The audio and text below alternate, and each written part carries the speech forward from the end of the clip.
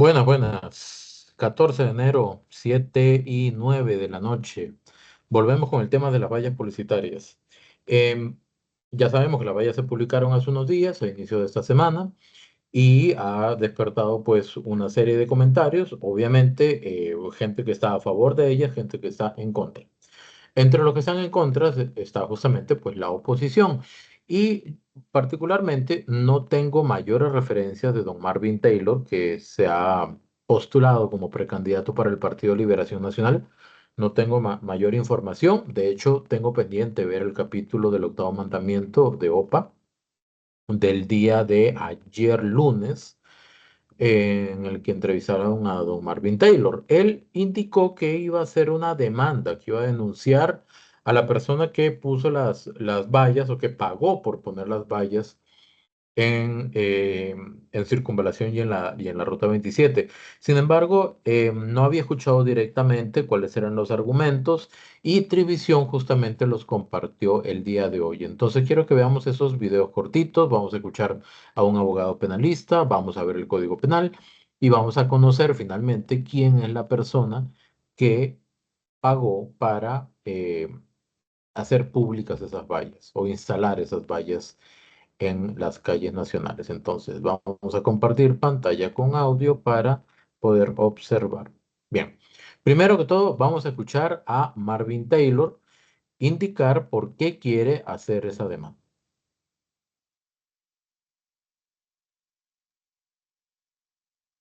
¿Usted ya tiene el nombre de la persona responsable de pagar para que colocaran más bien esas vallas?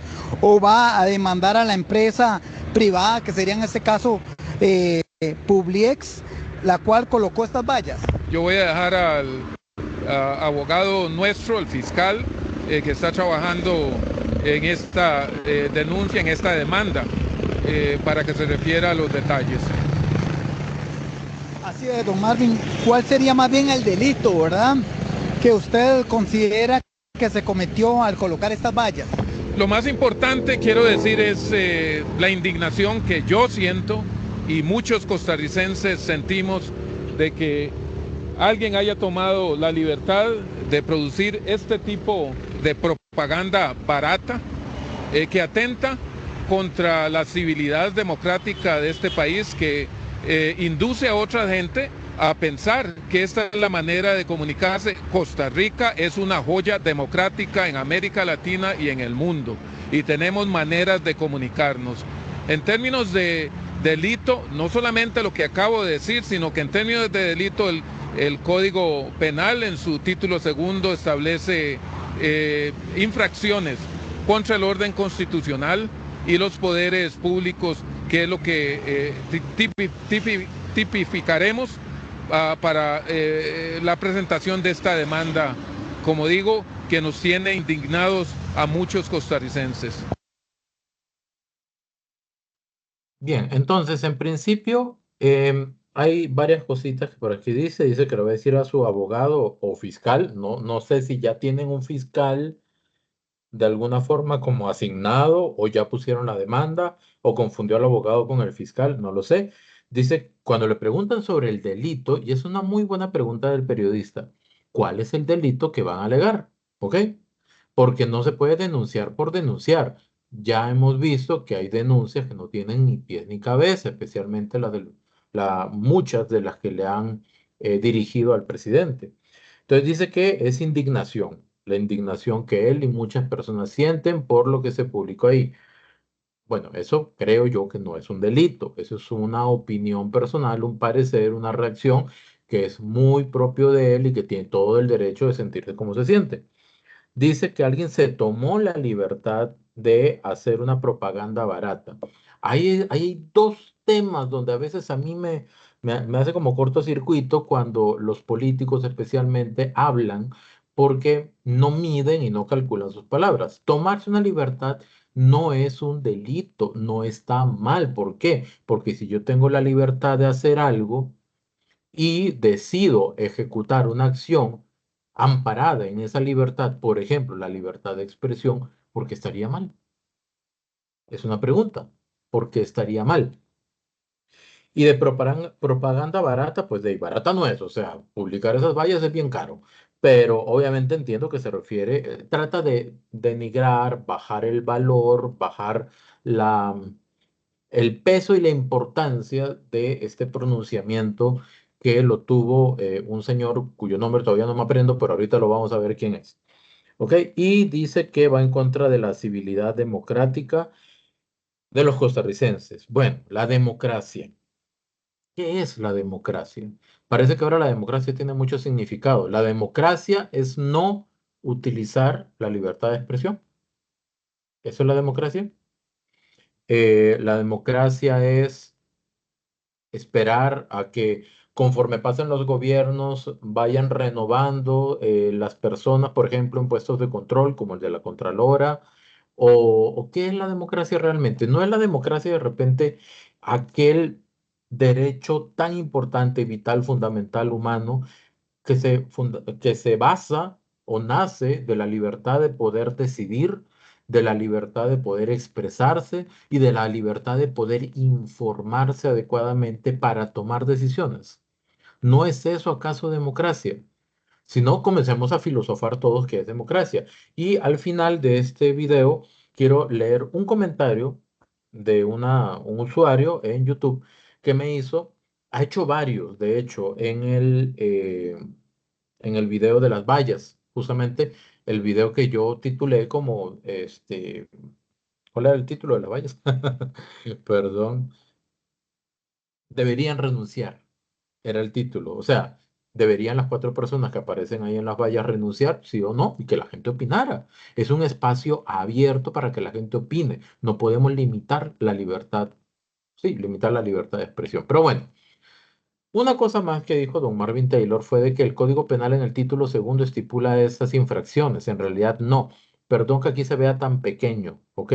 Es que si lo hago más grande, se descuadra todo el texto me imagino por la configuración del texto. No es el título segundo, es el título doceavo, decimosegundo o el título 12, ¿ok? Como lo quieran ver. Y aquí se tipifican algunos delitos contra los poderes públicos y el orden constitucional. Uno, el de rebelión, aplica. ¿Ok? Dos, el de violación al principio de alternabilidad. Ese dice que las penas del artículo anterior se aplicarán a las que violen el principio de alternabilidad de los poderes del Estado o no cumplieren con el deber de poner las fuerzas de seguridad a disposición del gobierno constitucional. Voy a leer el primero nada más para que no digan que me lo brinqué con alguna intención, ¿verdad? El de rebelión dice, serán reprimidos con prisión de 2 a 10 años los que se alzaren en armas, por eso es que lo omití, para cambiar la constitución, disponer alguno de los organismos del Estado o impedir, aunque sea temporalmente, el libre ejercicio de sus facultades constitucionales o su formación o renovación en los términos y formas legales.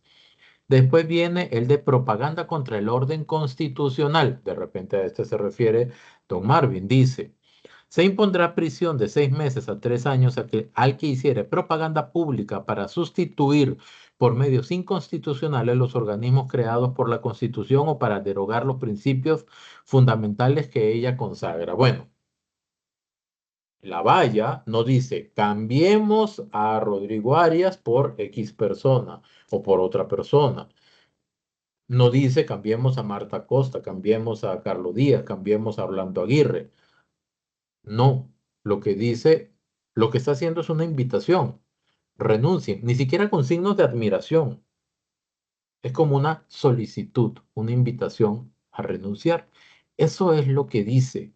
No dice absolutamente nada más. Entonces yo me pongo a pensar hasta qué punto cuando los políticos hablan de denunciar, vamos a denunciar esto, vamos a denunciar lo otro, sabiendo que de repente no hay delito.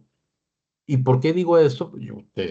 Alguien dirá, pero ¿cómo se le ocurre a Richard decir que de repente no hay delito si él no es abogado? Totalmente, pero ahorita vamos a escuchar a un abogado penalista, ¿ok? Sabiendo que de repente no hay delito, pero ante la opinión pública, ante los medios de comunicación, suena de que parece que hay un delito y se va a denunciar. Entonces, esa denuncia o el anuncio de denuncia o de demanda, ¿qué significa realmente? ¿Cuál es el impacto real de de ese anuncio para hacer una denuncia o una demanda? ¿Hasta qué punto es algo que realmente tiene un asidero, tiene una base, tiene un sentido, tiene un criterio jurídico que ampara justamente realizar ese proceso que al final cuesta al Estado? ¿Por qué? Porque eso tiene que seguir un curso, hay un costo operativo, hay profesionales que van a tener que atender la demanda y de repente hay otros delitos que sí hay que atender. ¿Por qué digo esto? Porque justamente Noticias Trivisión, al igual que en la nota anterior, hizo una referencia o una consulta a un abogado penalista y la vamos a escuchar a continuación. Tanta polémica han provocado en el país, sobre todo en las redes sociales, el abogado penalista Eduardo Acuña indicó que, según él, no hay ningún delito y que esto es parte de la libertad de expresión. Según Acuña, este tipo de vallas son críticas ácidas que pueden ser cuestionables desde el punto de vista ético. Sin embargo, no rompen ninguna legislación, ni mucho menos el orden constitucional del país. Lo escuchamos. La publicación de vallas que solicitan la renuncia de funcionarios públicos de alto rango, incluyendo un miembro de supremos poderes, son críticas ácidas que pueden ser cuestionables desde el punto de vista ético. Sin embargo, desde el punto de vista jurídico, el llamado o solicitud a una renuncia no rompe el orden constitucional y es parte de la libertad de expresión de la que gozan los ciudadanos, de manera que no se configura un delito. En este sentido, es importante recordar que la jurisprudencia de la Corte Interamericana de Derechos Humanos ha reiterado que el umbral de tolerancia a la crítica, aún la crítica ácida, por parte de los funcionarios públicos, es parte del ejercicio de las libertades públicas en una sociedad democrática.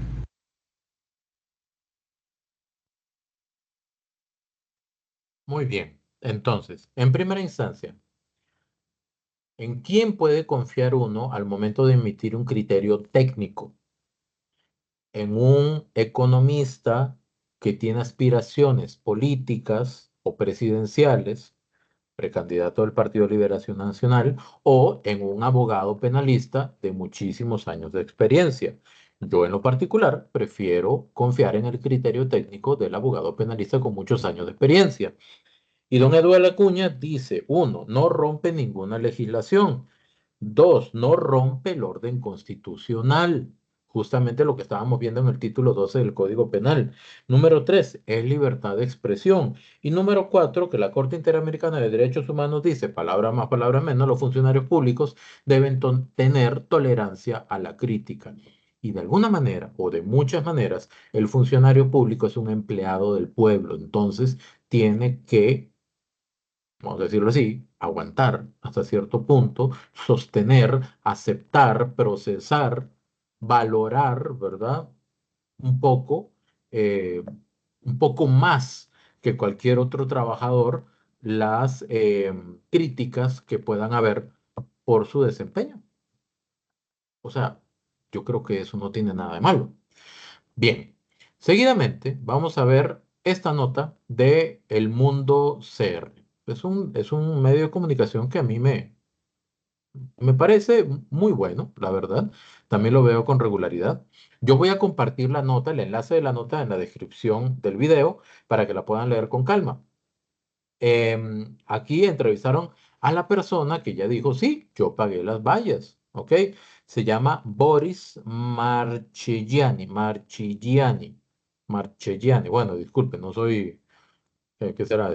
Italiano, ¿verdad? Él es un empresario turístico de la zona de Quepos. Es, si no me equivoco, dueño de un hotel. Ya ahorita lo vamos a ver, ¿ok? Aquí él explica por qué hizo la publicación de todas las vallas. Eso se los voy a dejar para que ustedes lo lean. Nada más quiero leer esta última frase, ¿ok? Y que dice, no lo hago ni como rodriguista, ni como parte de un partido político, ni mucho menos. Lo hago como costarricense, orgulloso de este país tan bello, solicitando que ustedes cuatro también le hagan un favor a este país y renuncien. Ese es como el espíritu más esencial de la iniciativa que tuvo de publicar esas vallas. Don Boris, vamos a dejarlo en Don Boris, ¿ok? Don Boris, según LinkedIn, es dueño de Gaia Hotel and Reserve. Es un hotel que está ubicado en Quepos. Em, pues de ahí, es un hotel bonito, es un hotel, no sé si de lujo se puede calificar, porque no tengo una medición para eso. Sin embargo, tiene muy buenas calificaciones en internet. Es un hotel de playa y pues él tiene los recursos para hacer algo por voluntad propia, independientemente de a quién beneficia o no, a quién critica o no, porque es su ejercicio a la libertad de expresión. Entonces ahí ya lo conocemos un poquito, ¿verdad? A Don Boris. Voy a dejar de compartir y únicamente quiero cerrar leyendo este comentario. Repito, es una persona que hizo varios comentarios en la publicación de Deberían Renunciar, la publicación de las vallas, que justamente yo dejé una pregunta abierta. ¿Para qué? Para que cada quien se exprese abierta y libremente. ¿Ok? No hay ningún condicionamiento. Ahí está la pregunta, ahí está la valla, opinen. Y ha habido una muy interesante reacción. Ahora les voy a decir, pero primero voy a leer este comentario y voy a hacer un comentario al respecto. ¿Ok? Dice, está equivocado, la libertad de expresión tiene sus límites y como están en capacidad de pagar millones de millones poniendo vallas, otros no podrán manifestarse porque no tienen el dinero para manifestarse. Ok, entonces vamos primero con eso. Muy rápidamente, no quiero dedicar muchísimo tiempo a eso porque ya vimos lo que estábamos viendo, ¿verdad? O lo que quería que viéramos. Em, ¿cuáles son los límites de la libertad de expresión? Hasta donde yo sé, la libertad de expresión, pues no tiene límites. Nadie me puede prohibir a mí decir, no diga tal cosa. No, usted dígalo, asuma las consecuencias después de lo que dice. Punto. Esa es la libertad de expresión. Y dice que hay gente que tiene millones de millones y hay otros que no. Bueno, entonces, ¿hasta qué punto podríamos decir que quienes tienen millones de millones no deberían ejercer su derecho a la libertad de expresión de forma en que otras personas no pudieran hacerlo porque no tienen ese dinero? Eso podría eventualmente ser muy restrictivo y eso sí violaría la libertad de expresión. Ahora, hay quienes tienen millones de millones para poder pagar vallas, pero hay quienes tienen la capacidad, no de dinero, sino de poder, para poder decirle, por ejemplo, a estudiantes, hoy no vienen a clase y se van a una protesta. ¿O no? Ese es un poder que otros no tienen. ¿O no? O de repente de utilizar fondos públicos para poder trasladar gente a una protesta. No suena como que de repente eso pudiera suceder, digo yo. Sigue. Eh, Libertad de expresión, con signo de interrogación.